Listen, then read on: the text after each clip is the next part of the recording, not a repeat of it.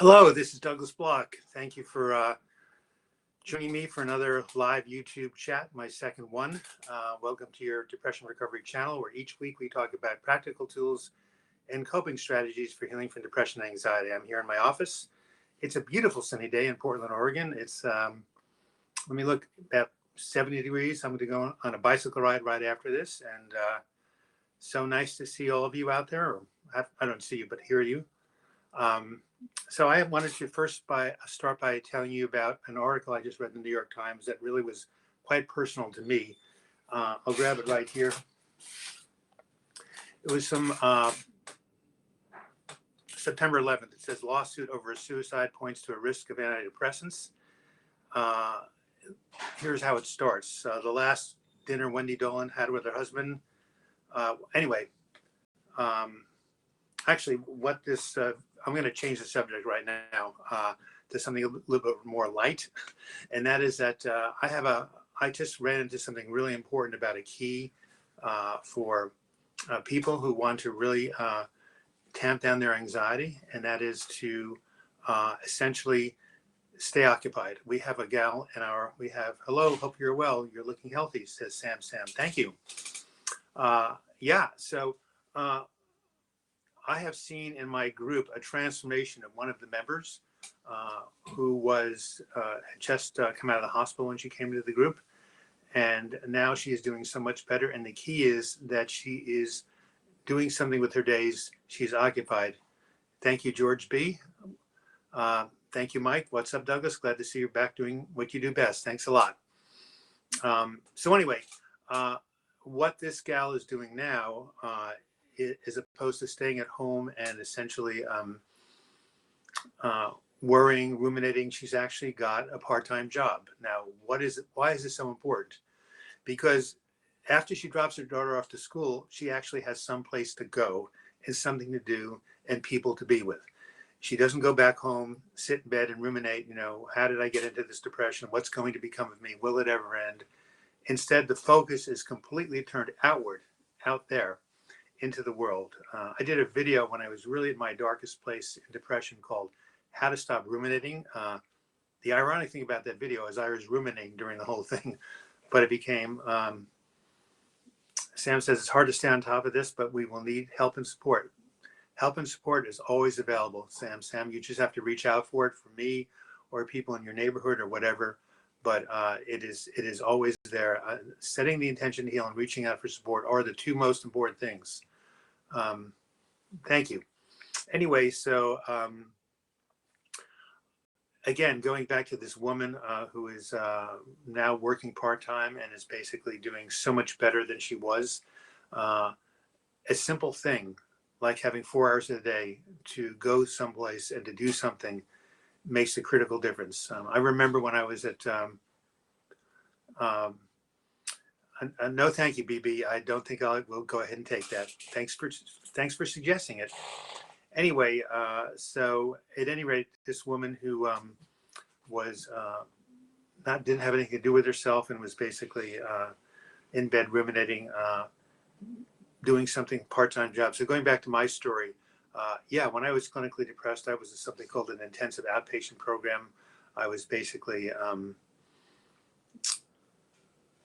so at any rate, I was in this outpatient program and I didn't have anything to do that particular weekend. It was my first weekend when I wasn't going to day treatment from 4:30 to 6:30. And I went, got up Saturday morning and looked around and there was no place to go, nothing to do. And I started to get anxious. And I found that the weekends were the most challenging for me when I was basically anxious because I had no structure. I had no place to go. I had nothing to do. I was completely without any recourse. And so when the mind is not occupied and focused out there, it creates all sorts of mischief. As I said before, Chris says, hey, Doug, just saying hi, doing so much better with my depression. Still have a long way to go on anxiety, but always watch your videos. Thank you, Chris. I'm glad you're doing better. Depression is treatable. You can recover, and people do recover all the time. Fortunately, there is always a way to come out of depression. So, getting back to my story again, when I was waking up in the weekends with nothing to do, and I was basically just scratching my head, my God, what am I going to do today? I have no place to go. And when the mind is not occupied, all sorts of mischief occurs. I remember, again, when I was doing this video on rumination back in May of 2015. It's my most popular video, I think. Hey, I like the fact you like my glasses, Jose. My mind is overactive. There's no way to turn it over live. Should I go with ECT? Well, ECT is the method of last resort. And I would try using a medication called Luvox that will help with OCD. You can talk about with your prescriber, or reading a book called Brain Lock by Jeffrey Schwartz, which is very, very helpful. ECT, by the way, is something I had. It's the method of last resort, and it's very helpful when everything basically nothing else is working. But you should try other things first, like cognitive behavioral therapy and this book called Brain Lock if you have OCD.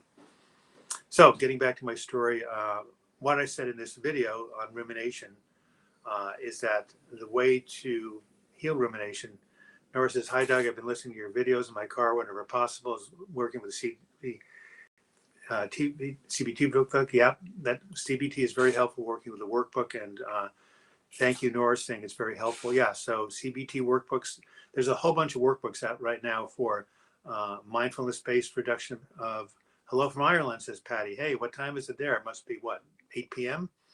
I have a number of listeners or viewers from England, the United Kingdom, Ireland, Edinburgh, Scotland, London. I love Britain. I lived in Britain in 1982, where I was at the Findhorn Foundation for a number of months. I don't know if any of you have heard of it. It still exists. It's in a place called Forres, Scotland, right on the North Sea. Jose from Ecuador. Yes, we've talked before. Wow. What is it down there? We just went into fall. It must be spring in Ecuador. 7:10 at night in Ireland. So you guess you're 8 hours ahead of us. So yeah, getting back to my rumination video, as soon as you turn your mind outwards, out into the world, and take the focus off yourself, things happen in your brain chemistry as much as any pill that you can take, as much as any medication. It's very, very powerful, just shifting your focus of attention. And that is, by the way, the only thing we really have control over is what we focus on, what we attend to. That is where our freedom lies. Hello, greetings from Germany. I really appreciate your tips and knowledge you reach here on YouTube video. What Dennis, where in Germany are you? Max from Michigan says, love all your videos. Thank you so much for your time and your work. Thank you, Max. I'd like to hear from this person in Germany again. I get comments from India, from United Kingdom, from South America, Argentina, a lot from India. I don't know if anyone in India is listening right now, but Germany is the first I've heard from Germany. Actually, my name Bloch is French German, so I would like to go to Germany sometime. I hear it's got some really interesting places. So getting back to the rumination idea is that the only thing we really have control over is what we attend to, what we focus on. The placebo effect is true. Yes, Patty, I have a whole video on the placebo effect about the relationship between hope and expectancy and outcome. Do you know that when you take Prozac in a double-blind study, the people who take Prozac, the antidepressant, maybe about 50 to 60% get better over 6 weeks.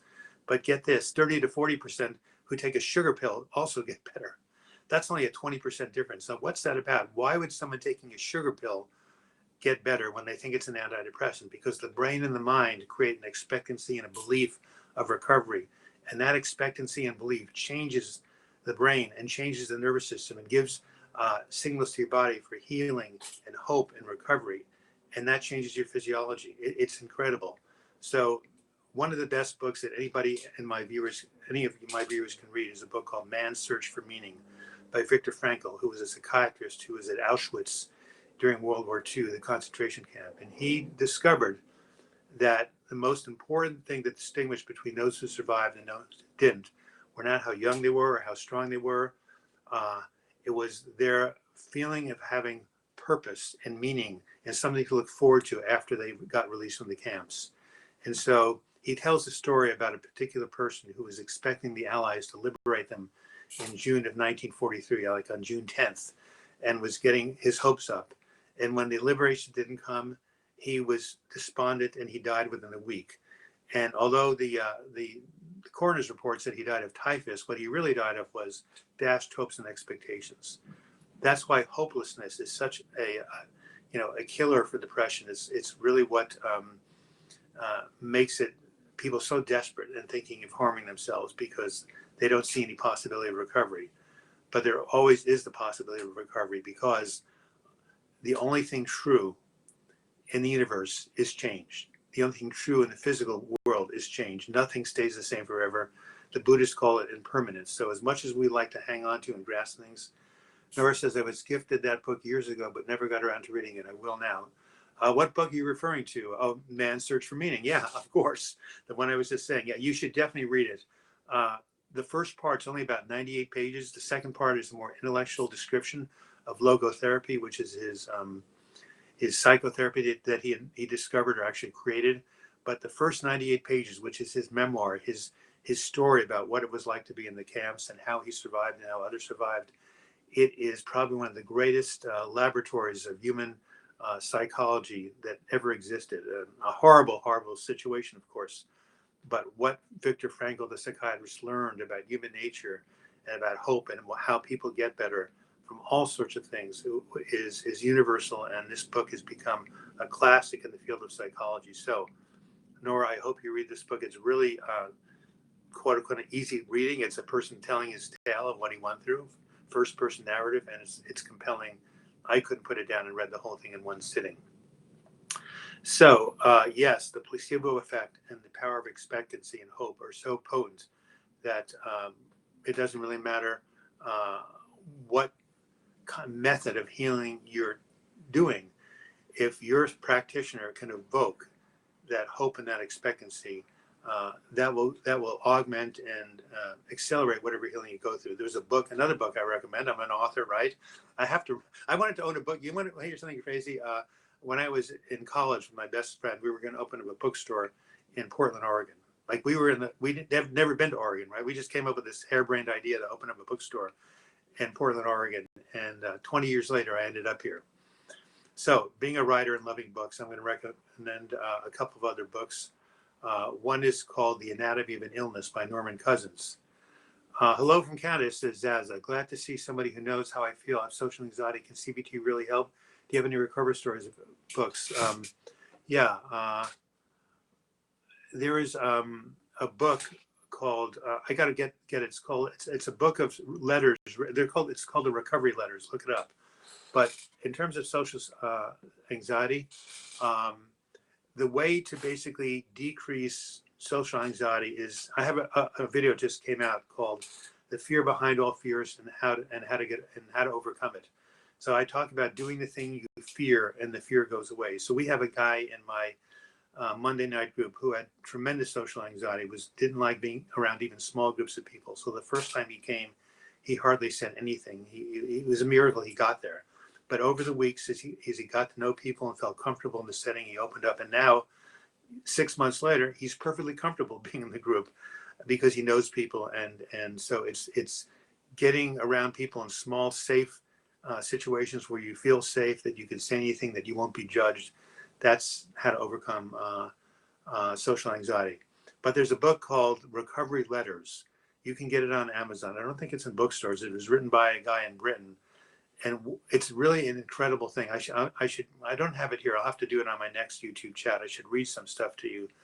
But these are from letters from people after their depression, looking back and written to people who are still in depression and basically saying something like this. You may feel the darkness will go forever, but believe me, the sunshine will come back. The light will return. I know. They're really, really inspirational because they're from people who have been to hell. Dennis, I'm from Dortmund. It is in the western part of Germany near Koin or Koi. I don't know how to pronounce it, but thank you for letting me know where you're from. Maybe we'll get some people from Berlin tuning in. I heard you had an election there, and Angela Merkel just won a fourth term, record amount of years. I hope she continues to do a good job. Anyway, so the recovery letters, people who have been to hell and back, and then writing from the perspective of being on the other side. I say in my video, which I think just posted on Monday. What is today? Wednesday, Monday the 25th. You may want to look at it. It's called "Can Any Good Come Out of Depression?" And in this video, I say that a horrible thing like depression can still bring good things later on. Like my depression of 1996, 97. It was the worst thing that ever happened to me, but it turned out to be the best thing because as a result of that depression, I ended up writing my book, Healing from Depression, which here is right here. You can get it from Amazon.com. It's my memoir, and it's also basically my 12 steps to a better mood. I wrote that. I started my support groups. I started my website. I started my newsletters, and I started this YouTube channel. 5 things I did as a result of coming out of depression that never would have occurred if I hadn't gone through it. Now, I also say in the video that if someone's in the middle of dark night of the soul, it's not helpful to tell them, oh, don't worry, some good will come out of it. You'll be glad you went through this. People cannot see that when they're in the middle of hell. They have to wait till they come out on the other side to get that perspective. But this book called The Recovery Letters is from people who've already come out of hell, looking back into the abyss and saying to the people down there, hey, you will come out of this abyss. Don't give up yet. And because these people have been there and they're giving encouragement, it works. So the book, again, is called The Recovery Letters. Speaking of videos, I want to give you an update about what my next videos are going to be like. I post them every Monday at around 7 a.m. Portland time, Pacific time. That would be what, about 3 o'clock in Britain, maybe 3 or 4 o'clock in Germany, probably maybe 7 p.m. in India. So I make a point every Monday. So this coming Monday, which is October 2nd, I'm going to post a video which one of the viewers here requested 2 weeks ago on something called dysthymia, dysthymiA. It means low-grade chronic depression that persists. It doesn't send you into episodes, but basically it is with you. It's like living in the gray zone, and it's something a lot of people have. They don't even know it, but it can be treated. So that's Monday, October 2nd. On Monday, October 9th, I'm posting a video or publishing a video called Will These Bouts of Depression Ever End? And it addresses the idea that I've had bouts of depression personally in 1976, 82, 96, and 2015. What's up? Is this going to keep happening? What can I do about it? Because usually when a person has a bout of major depression, there sometime down the line, it does come again. Kind of like addiction or alcoholism. It's a relapsing condition, and how you can prevent future relapses. And the third video I'm posting on the 16th is called The Deadly Side Effect of Antidepressants. And I will leave you in suspense, but it talks about a dark side of taking, especially the SSRIs, and what can happen and how to prevent yourself from experiencing it. So any of you want to ask questions, I'm here to discuss. I want to mention that right now that at least in the Northern Hemisphere, we're coming into the darker times. There is definitely a change of seasons. It's getting colder. Hello, doctor, says Rayudu. Sounds like are you from India? I'm not a doctor, by the way. I'm a counselor, but I love to be called doctor. I always wanted to be a psychiatrist, right? Go to medical school. But a funny thing happened to me on the way to medical school. I got depressed. Yes, you're from India. Well, thanks for tuning in. What time is it there in India? By the way, this reminds me, I forgot to start this with my normal joke. All you people in the financial services, why did the banker quit his banking job? He lost interest.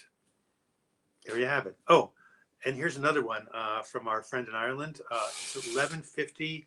That means you are, what is this?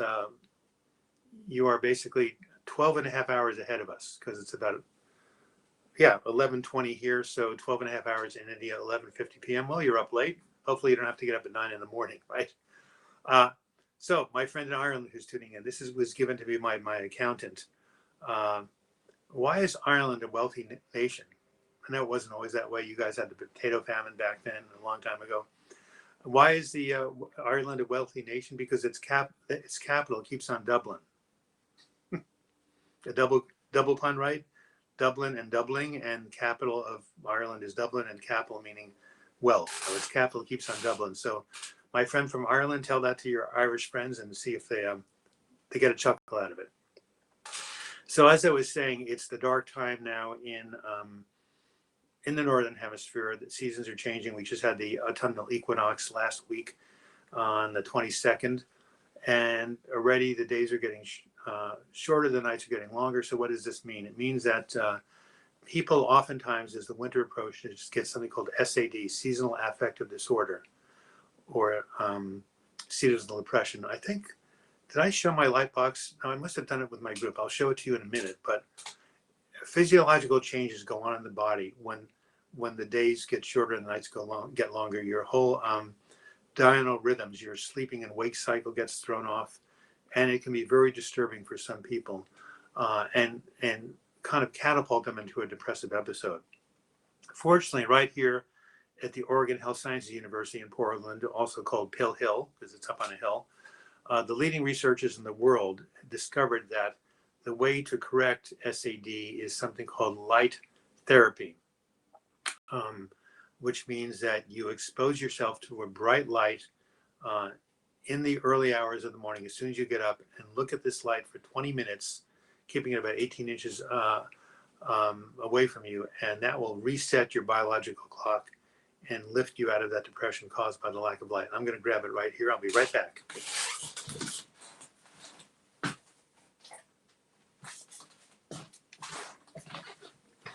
So this is called a light book. I got it. It's manufactured in Canada.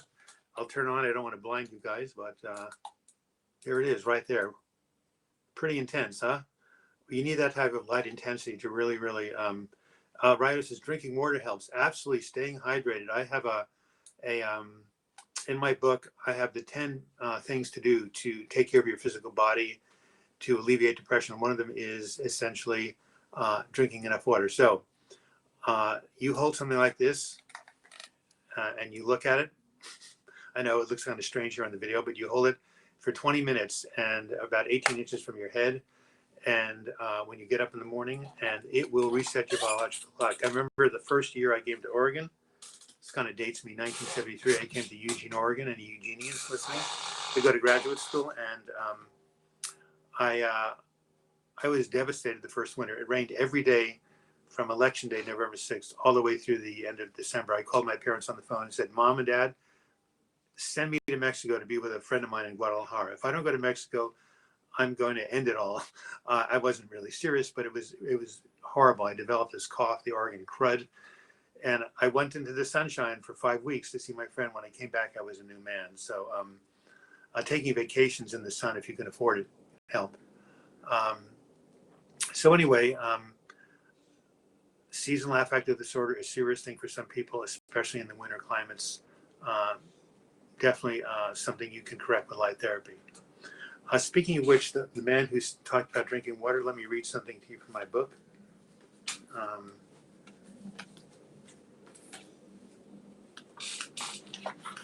This is from my chapter called Chapter 3, the body mood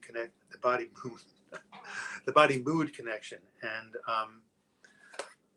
the reason I mention this is that all emotional self-care, all self-care in the brain starts with self-care of the body. Dr. Block, I'm from South Africa. Thanks for your book and videos. They're great. I've heard my friend talk of Oregon, Portland, his experience there. Yeah, you should come visit Portland. It's a really, really nice place. I think it's right now one of the most desirable cities to live in the United States. Unfortunately, that means a lot of people are moving here, and the prices for rent are skyrocketing. So we live in physical bodies, and the best way to start our mental health recovery, aside from setting intention to heal and reaching out for support, I write here is that, physical self-care, focusing on the basics. Everything that we experience in our brain and our mind is mediated through the physical body. And if your body is not feeling good, if you're not basically in good shape, getting enough sleep, eating the right kind of foods, exercising, moving, your mental state is going to suffer. In many ways, I write, being depressed is like having the emotional flu. Conversely, when we feel great physically, full of vitality, energetic, awake, active, alert, it's almost impossible to be in a bad mood. So the basic human needs: food, water, air, sleep, and touch, and movement. Those are the 5 things that you basically want to focus on. And when you get those, even if you are depressed, it'll be a lot less intense. So number 1 here is avoid putting junk in your body. Start with the obvious poisons like tobacco, alcohol, hard drugs. In addition, eliminate processed foods such as soft drinks, diet sodas, cans, cookies, cakes, prepared entrees made with artificial ingredients. So number 1 is don't put crap in your body. Number 2 for the basics of physical self-care is give your body sufficient exercise, at least 20 minutes a day, 5 days a week. You can do yoga, you can walk, you can get on your treadmill, you can bicycle like I do, which I'm going to be doing in about 45 minutes. Get moving. Number 3, the man from India said, drink plenty of water. At least I wrote 8 cups a day. That might be a lot for some people, but you definitely want to make sure you're sufficiently hydrated. And those of us who are lucky enough to have good water, like in Portland, we can use a water filter or not, although I use it because there are still some chemicals in the water of Portland. But in general, you should have filtered water if you can, because a lot of city water does have pollutants in it. Number 4 says, eat a variety of fresh, unprocessed foods, of course. We know you are what you eat. And hey, Pink Floyd Bra says, made it in time today. Well, yeah, you have about another 20 minutes to go, but you're here. There's a lot of books out. One's called The Anxiety Food Mood Solution. You can read about it, but hey, it's pretty basic, Michael Pollan, who wrote the book In Search of Food, just says, here's 7 words that will change your eating habits forever. Eat food, that's 2, not too much, mostly plants. 7 words. Eat food, not too much, mostly plants. Irritable bowel syndrome, it's common for anxiety and panic. It's really horrible, says Danielle. Yeah, we have 2 members in my group. IBS is really tough. I don't have any major, solutions for it, but the people in my group talk about taking probiotics and healthy gut bacteria. That could be a big way, or it could help IBS. I'd go to a gastroenterologist or a naturopath, and maybe they can give you some ideas. But yes, a lot of people with anxiety and depression do have IBS for sure. So number 5 is get plenty of sleep. Meet your body's need for sufficient sleep with a regular and consistent sleep schedule. Danielle says, thanks, I saw you yesterday. So the most common problem that people have when they come to my groups is sleep. We just had a guy come in 2 days ago who said he sleeps about 2 to 3 hours a night. Now that is not sustainable. We had one gal in the group who came in November of 2016 who had only slept 2 hours a night for 4 months, and she was on the verge of being hospitalized. Fortunately, at the last minute, she found a medication called Seroquel, Seroquel. It's an antipsychotic, but used for people who don't have psychosis or schizophrenia in large doses. It's a major tranquilizer, and it will knock you out when nothing else will. I have a lot of clients who take that. So the other thing is to get a sleep study. We have people in my groups who have sleep apnea, which means you stop breathing dozens of times a minute because of an obstruction here in your passageway. And that will definitely disrupt your sleep and mess up your mind. So there are sleep studies in hospitals all across the United States and Europe and India, wherever, and you can test to see if you have sleep apnea. But by all means, do everything you can to get a good night's sleep. One other thing I want to show you.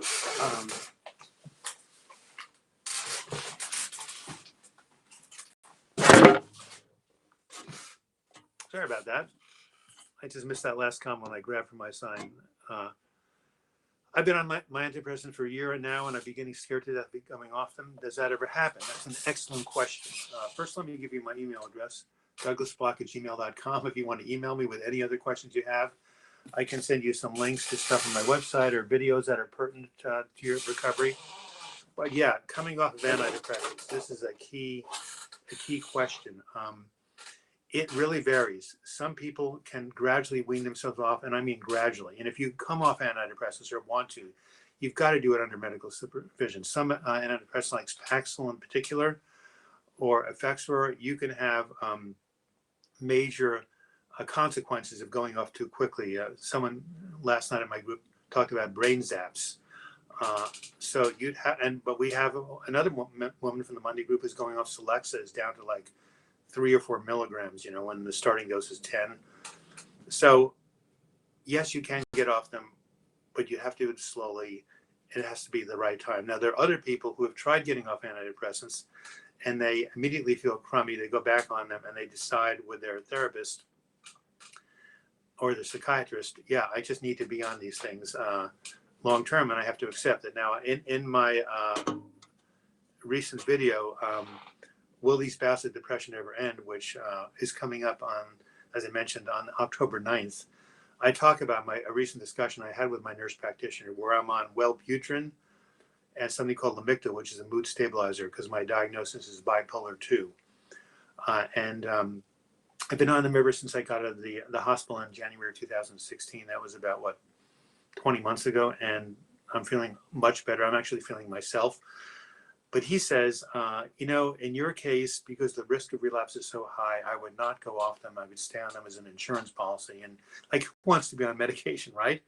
But on the other hand, if they don't have side effects and they're not bothering you and they might be helping, maybe you need to stay on them. So that's one of the toughest calls in psychiatry and in mental health recovery. If I'm on an antidepressant, if it seems to be working, should I get off or can I get off? And I'd like to know from the caller, I have depression, but I'm not sure if I want to take antidepressants. What do you recommend?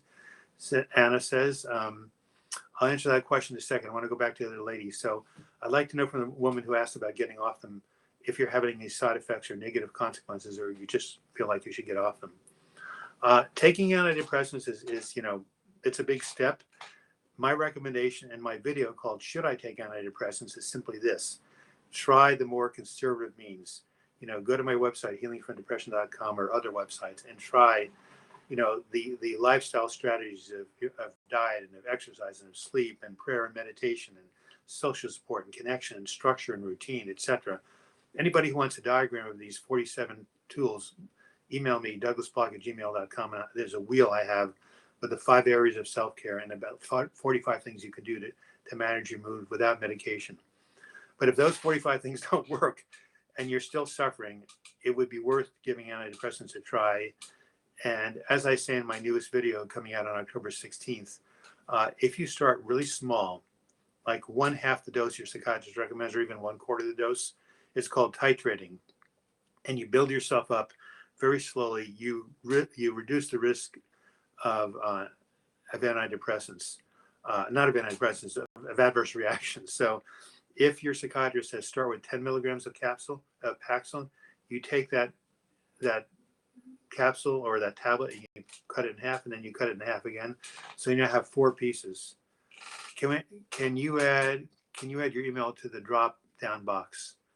I'm not quite sure how to do that, how to put a comment, but it is. I'll show it to you one more time. It's right here, douglasblock@gmail.com. But if you start on 2.5 milligrams of Paxil or Prozac and you build yourself up 2.5 at a time, you will probably almost invariably not have a bad reaction. So to the person who said, should I go on the antidepressants?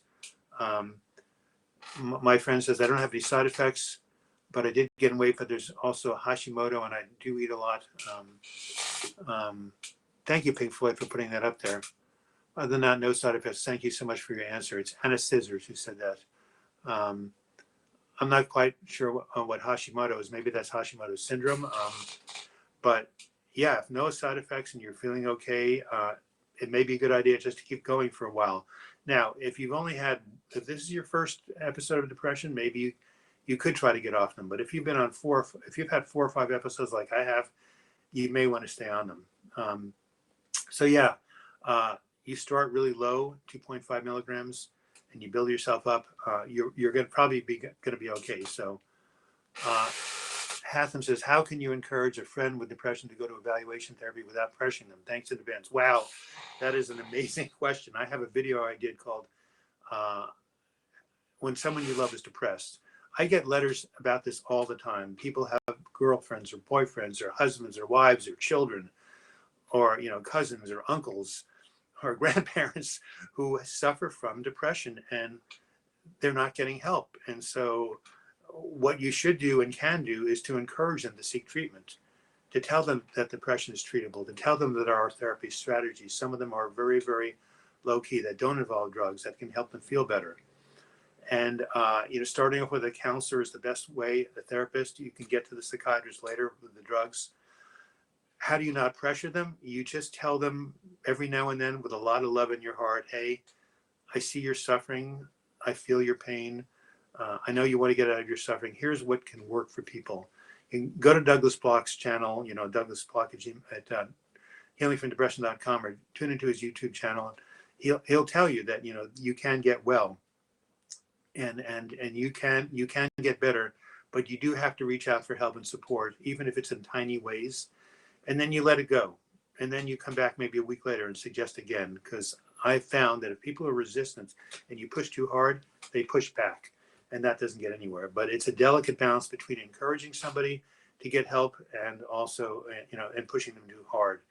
And so you got to feel your way through it. But yes,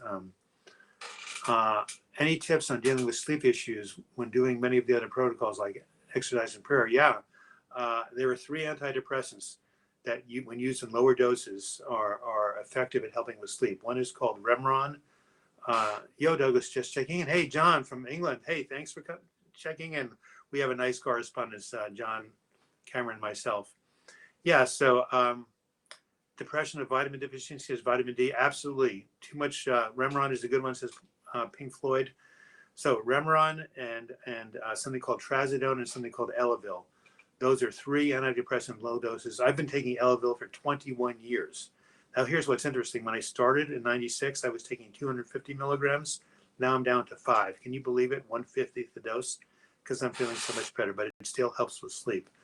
So antidepressants, and then if those don't work, you can go to the big guns like Seroquel, which will help you. I've had more than 4 sessions of depression. Yes, in my case, I need to stay on my psych meds with Anna Scissors.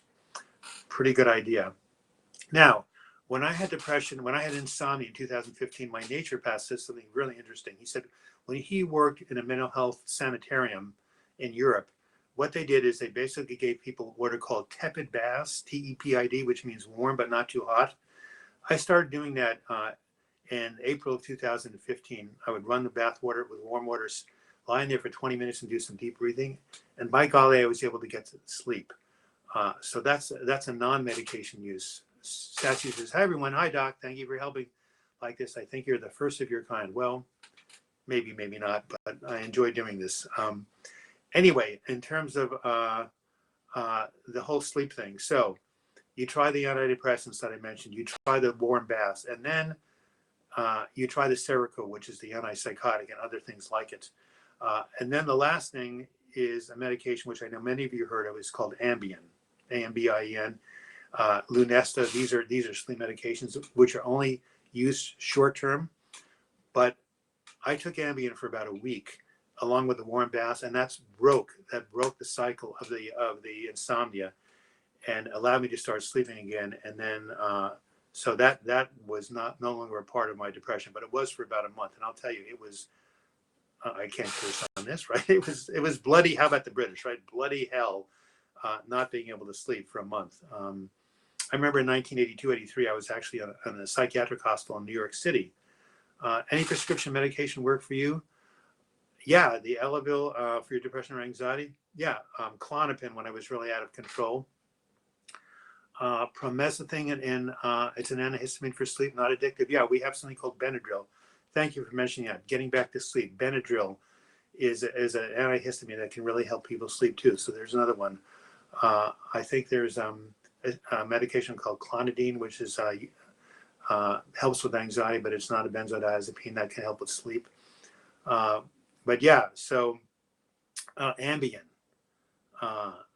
When I took it, I said to my psychiatrist, I've heard stories about people walking in their sleep. Thank you for your channel, says Flying Cow Rabbit. When I have trouble sleeping at night due to my negative thinking, your calming voice helps me a lot. Well, there you are. Maybe I should have been a hypnotist, right? Hypnotherapy. So thank you for that. sorry if I'm off topic, but did you have time to look at the Fisher Wire machine? Yes, I did research it. Thank you. There's that, something called the Alpha Stim, and there's another third one which slips my mind. Yeah, these are machines, the Fisher Wallace and the Alpha Stim. They're FDA approved, and they deliver electrical stimulation to the ears, and they do help calm the nerves for some people. They run from $500 to $700. So I found one which I'm escaping my mind. That's only for $379. Maybe I'll put it on this link. But yeah, those type of machines that you can get over the internet are FDA approved. Fisher Wallace machine, Alpha Stim, that for some people help with anxiety without going into heavy duty drugs or having to do ECT or anything like that. Getting back to sleep again. So Ambien, Ambien basically. Hello, Doug says, Marshall D, are you familiar with repetitive transmit RTMS? Of course, they did 2 videos on it. I'm about to undergo this treatment. Yeah, it works in about, I won't give you the exact numbers, but in a good part of the time, it helps with anxiety. Paxil for anxiety, 25 milligram. Would it increase anxiety in the beginning? Sometimes Paxil does increase anxiety, but then ironically, when you get used to it, it can reduce the anxiety.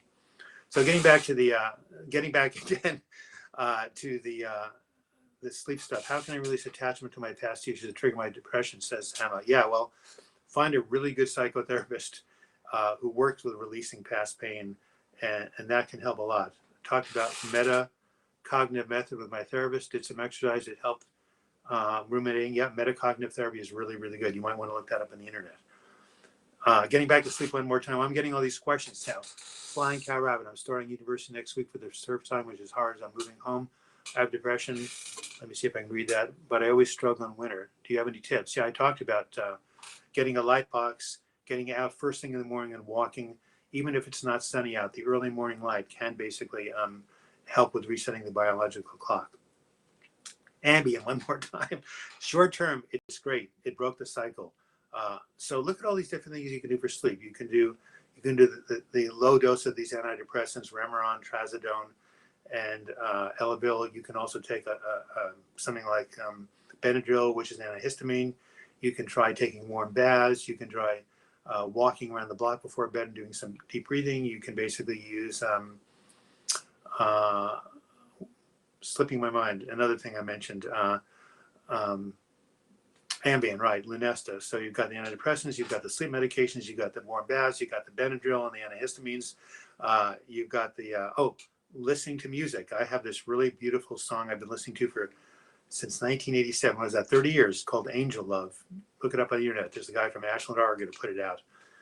By the time that's an instrumental, runs about 21 minutes. By the time it's done, I'm asleep. Do you think being on antidepressants, Cindy says, for a long time shortens your life? No, I don't think it shortens your life. I've done research. My psychiatrists have. Of course, how do we know? I mean, Prozac's only been out since 1988, right? So people have only been on it for what 29 years. So could it shorten your life? Anything could shorten your life. I mean, you don't know if you're going to get hit by a car tomorrow. The question is, it's all about cost benefit. Is the cost worth the benefit? Are the benefits, do they overcome or do they outweigh the cost? And, I'd much rather have my life shortened by 1 or 2 years than to be, 30 years miserable and depressed. It says, Pink Floyd says, even depression could with suicide. Yeah. The depression could shorten your life, absolutely, because of the fact that it can lead to hopelessness and self-harm. So treating the depression is the most important thing you can do. And we don't know about long-term effects of antidepressants, but I think that if they do exist and we don't know them, it's nothing compared to being the hell of a depression, to be hopeless and to have your life ruined. Sassy says, I've had to mix my treatments. Some is alternative and some is traditional. It's been a long journey. Hey, Sassy, I'm 68. It started when I was 18. Let's take 68 minus 18, right? I used to teach math. Anybody know? 50 years, right? Hey, that's a half a century of being depressed. Congratulations, Doug. You're doing great. But seriously, yes, it is a long haul, but you can still have a meaningful life in between episodes. Wow, says Sassy. Says, yeah, 50 years. Well, one day it'll be you, right? But yeah, it's a long journey. But I like the fact that Sassy says she's doing alternative plus traditional. You don't look 68, says Flying Cowboy. Well, I look 93. No, I don't. Sappy Susie says you're helping people now. So yeah, it's a long journey, but hey, what else is going on, right? I mean, one of my brother-in-law got diabetes when he was 18 and he's 70. That's 52 years. Um, so 52 years of dealing with diabetes. So what does he do? He takes his insulin. He watches his sugar intake. This guy climbs mountains, at the age of 70. He does hikes. He builds things. He's got a great life, and he's got a chronic illness called diabetes, right? I know a lot of people in recovery from cancer who are doing well. So many of us have long journeys. One of my good friends has serious asthma, but these things come. Here's the big deal.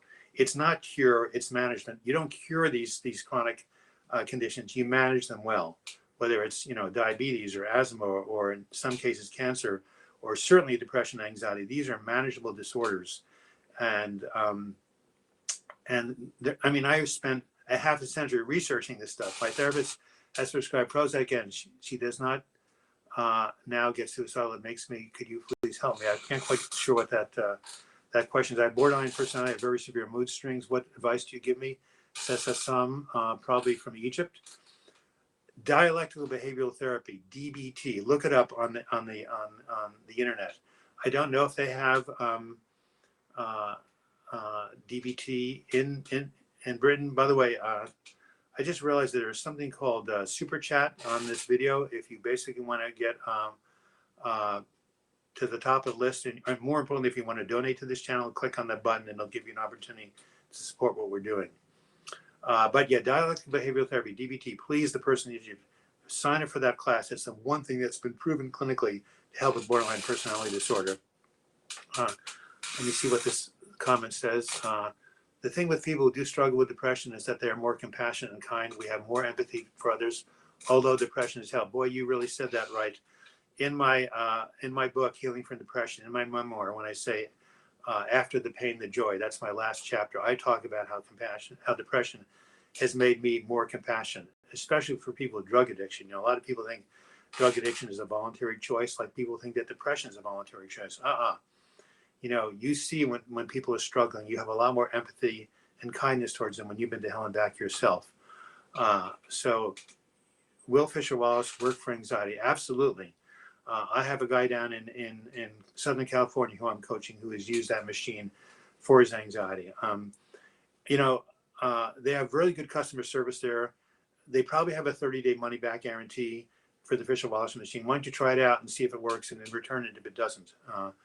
It's like everything else, I tried something called the Alpha Stim when I was anxious and depressed. It didn't work, but another client it works for. So it's all about trial and error and going ahead and putting together your own personal recovery program by doing things and seeing if they work for you. And if they do, stick with them. If they don't, move on. It's like they say in A, take what you need and leave the rest.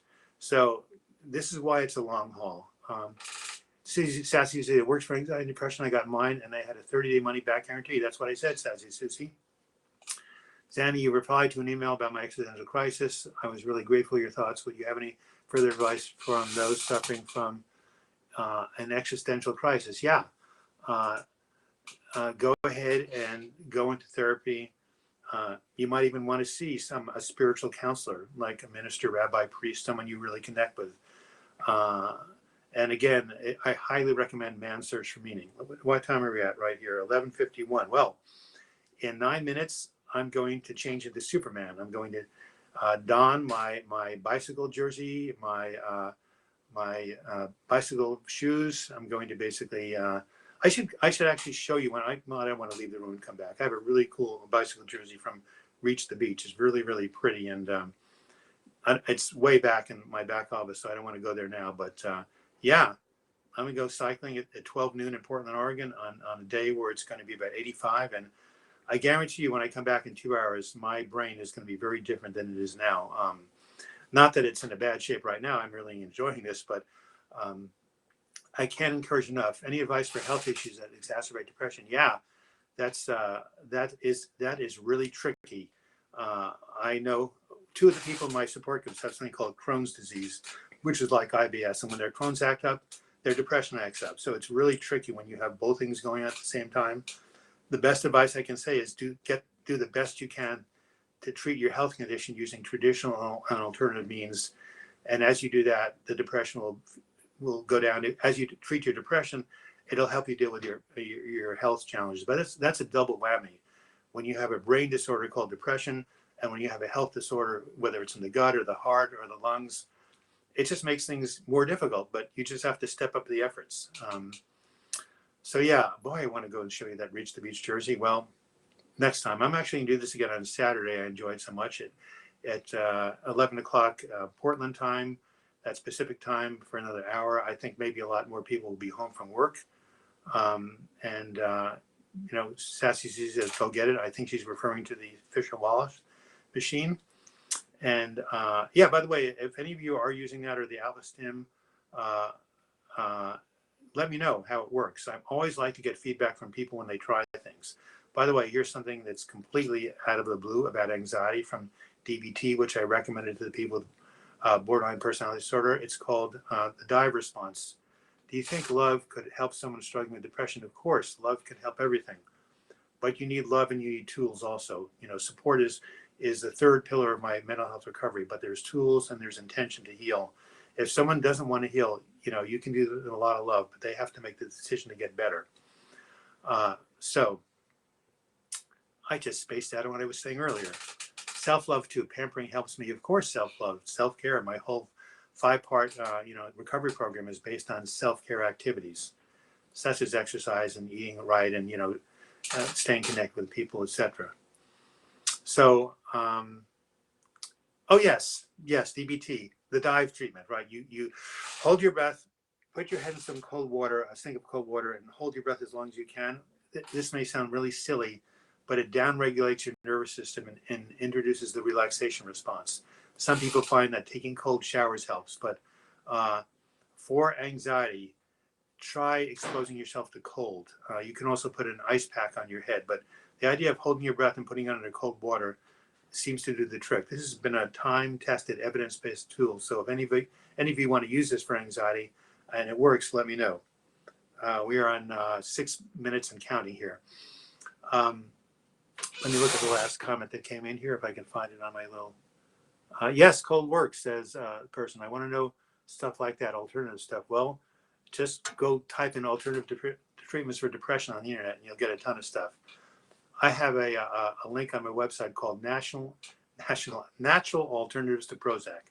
If you go to healingfromdepression.com, you'll find that link right there. And I'm going to do a video on natural alternatives to Prozac, which should be very popular because so many people are seeking other ways of treating depression. So what have we got here? Is it common for the fatigue symptoms to remain after your depression episode is over, or is it indicative of an episode not ending? Fatigue can be caused by so many things. It's really tricky. Yes, a major aspect of depression is fatigue. And when I've gotten over my depression, my energy has always come back. And so if the fatigue is still there, it means your depression is still there, hasn't ended, or something else is going on. But tell me this, are you feeling better? Are you enjoying the things you used to enjoy? Are you feeling like you can experience some pleasure in your life? If that's the case, then your depression is probably on the waning end and decreasing, and the fatigue is being caused by something else. Fatigue is a tricky thing. It could be caused by low iron. What about video on treatments like the bath used in the other countries? That seems hard to find what people really use. Yeah, well, I will be doing a video called Natural Alternatives to Prozac, and I will mention the tepid baths. I will mention the cold water treatment. I will mention medications like St. John's wort. There's a ton of them, and everything is trial and error. The leading psychiatrist in Portland told me in 1997, he said, "You're all a bunch of guinea pigs. You're all a bunch of guinea pigs." He said, "I give you this medication. I don't know what it's going to do. You just have to try it out." So everything is trial and error. Even the medically trained psychiatrists don't really know what a medication is going to do until you take it, because everyone is so idiosyncratic, so unique in their reaction. So, yeah, try the alternative things, try the medical things, patch together. It's like making a quilt. patch together your own techniques and tools that help. Be the creator of your own mental health recovery program, and then persist in doing that through the days, months, and years. And not only will you stay free of depression, or you'll manage the symptoms, you'll have a much more high quality life, because everything you do to help with your depression is helping yourself. So this has been Douglas Block. I hope you enjoyed this live chat. If you like it, give it a like when it's posted on YouTube, which will probably be in an hour from now. I do have my website, healingfromdepression.com. You can also subscribe to this channel, and you can also check out my book, Healing from Depression. There'll be a link to it. Well, not in these closing sets, but you can go to amazon.com and type that in. I hope to be back here on Saturday, which is what, I think that's September 30th. And by the way, September 29th is National Coffee Day, all you coffee lovers. Here in New Seasons in Portland, are giving out coffee for $1 a cup. Whoopee, right? The coffee is, by the way, a natural antidepressant. One last question. Is your book available in UK? Of course, Amazon.com UK. Did you send my book? Sorry, I'm so chatty. Sassy Susie, email me and give me your address one more time. My inbox is flooded with emails after these talks, as you can imagine. So I wish you all the best. Have a great rest of the Wednesday, September 27th.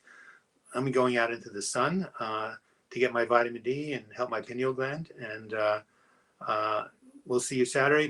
Remember, my next 3 videos, Monday, October 2nd, on dysthymia, low-grade chronic depression, October 9th, will these depressions ever end? And October 16th, a deadly side effect of depression, or you can check out my other videos on this YouTube channel. Thank you for tuning in, and I look forward to talking with you again. Adios.